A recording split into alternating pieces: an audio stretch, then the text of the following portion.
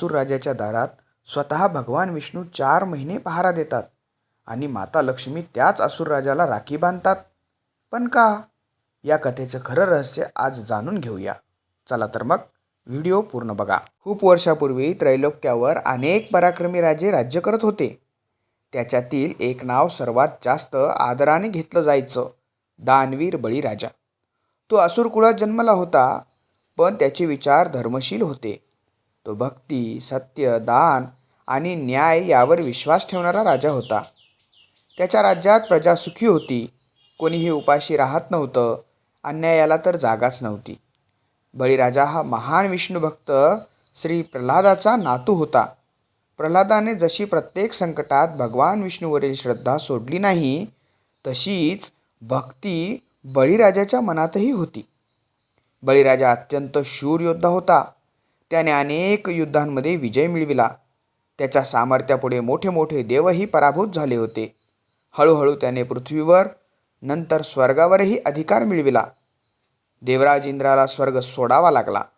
स्वर्ग रिकामा झाला. देव चिंतेत पडले. विश्वाचा समतोल ढासळू लागला. पण एक मोठा प्रश्न सर्वांसमोर होता. बळीराजा अधर्मी नव्हता. तो यज्ञ करत होता, दान करत होता, ब्राह्मणांचा सन्मान करत होता.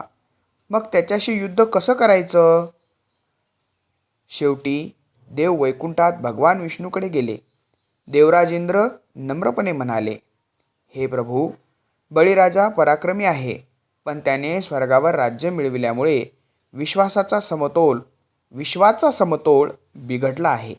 आम्हाला तुमच्या मदतीची आवश्यकता आहे. भगवान विष्णू शांतपणे हसले. ते म्हणाले, मला माहीत आहे, बळीराजा वाईट नाही. तो माझा भक्त आहे. त्याचा नाश करणे हा उपाय नाही. देव आश्चर्यचकित झाले. मग उपाय काय प्रभू? भगवान विष्णू म्हणाले, त्याच्या भक्तीची आणि वचनपालनाची परीक्षा घेतली जाईल. त्या परीक्षेतून विश्वाचा समतोल पुन्हा प्रस्थापित होईल. देवांना अजूनही काही समजत नव्हतं, पण भगवान विष्णूंनी निर्णय घेतला होता. ते एका अशा रूपात पृथ्वीवर जाणार होते, ज्याची कल्पना कुणीच केली नव्हती. तो कोणता अवतार होता? फक्त 3 पावलांनी जमीन मागून भगवान विष्णूंनी संपूर्ण विश्व कसं व्यापलं आणि बळीराजाने स्वतःचं मस्तक त्यांच्या चरणाखाली का ठेवलं, हे सर्व आपण जाणून घेणार आहोत. त्यासाठी व्हिडिओ पूर्ण बघा. काळ पुढे सरकला. बळीराजा एका भव्य अश्वमेध यज्ञाचे आयोजन करत होता. यज्ञस्थळी हजारो ऋषी, मुनी, विद्वान आणि राजे उपस्थित होते. अचानक त्या सभेत एक तेजस्वी लहान उंचीचा ब्राह्मण कुमार प्रवेश करतो. त्याच्या चेहऱ्यावर दिव्य तेज होतं, डोळ्यात करुणा होती आणि संपूर्ण यज्ञभूमी त्यांच्या तेजाने उजळून निघाली. तो दुसरा कोणी नसून स्वतः भगवान विष्णूंचा वामन अवतार होता. बळीराजाने त्या ब्राह्मणाचे आदराने स्वागत केले. तो म्हणाला, ब्राह्मण देवा, आज माझ्या यज्ञातून कोणीही रिकामा हाताने जाणार नाही. तुम्हाला जे हवे असेल ते मागा. वामन हसले आणि शांत स्वरात म्हणाले, राजन, मला फक्त 3 पावलांची जमीन द्या. संपूर्ण सभा स्तब्ध झाली. इतका मोठा राजा आणि मागणी फक्त 3 पावलाची? गुरु शुक्राचार्यांनी त्यांना इशारा दिला. बळीराजाने गुरु शुक्राचार्यांना लगेच ओळखले. ते म्हणाले, राजा, हे साधे ब्राह्मण नाहीत. हे स्वतः भगवान विष्णू आहेत. ते तुझी परीक्षा घेण्यासाठी आले आहेत.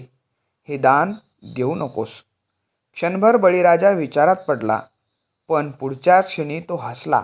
तो म्हणाला, गुरुदेव, जर स्वतः भगवान माझ्याकडे याचक म्हणून आले असतील, तर त्यांना रिकाम्या हाताने पाठवणे माझ्या धर्मात नाही.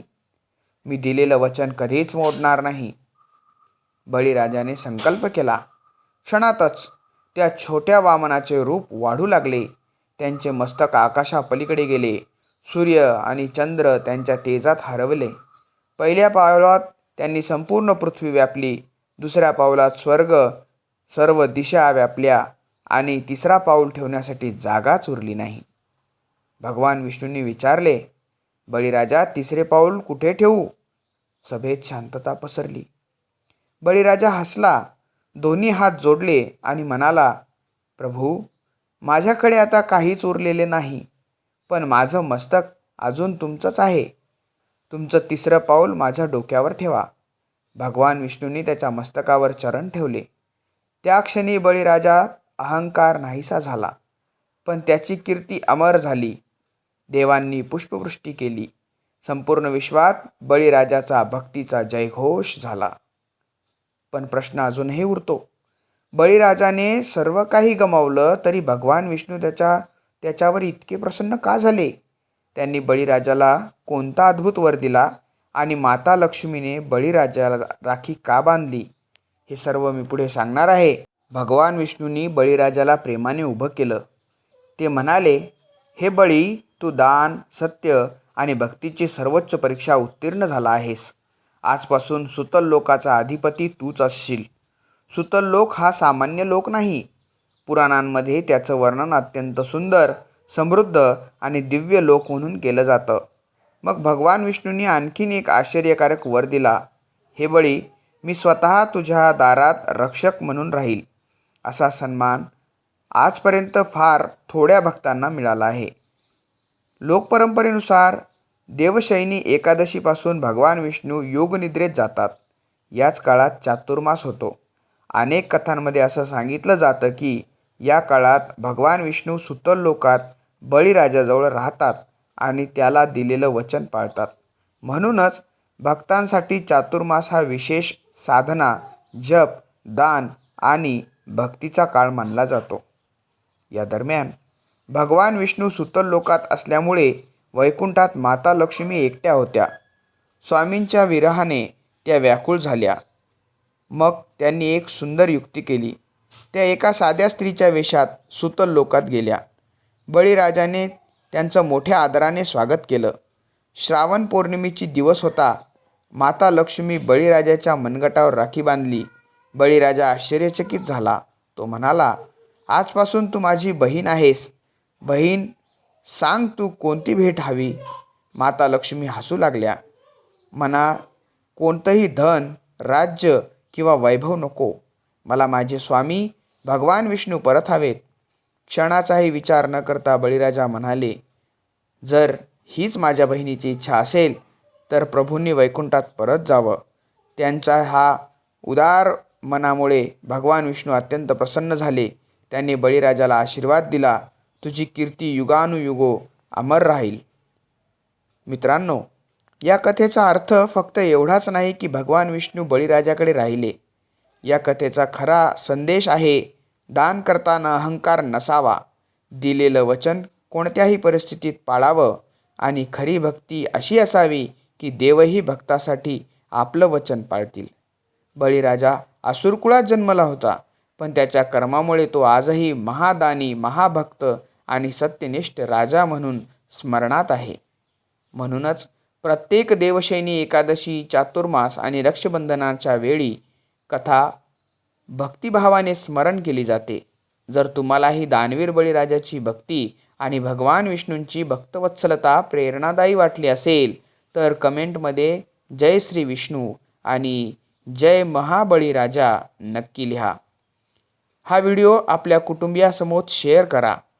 अशाच पौराणिक, सत्य आधारित आणि प्रेरणादायी कथा पाहण्यासाठी आपल्या चॅनलला नक्की सबस्क्राईब करा. धन्यवाद. जय श्री विष्णू.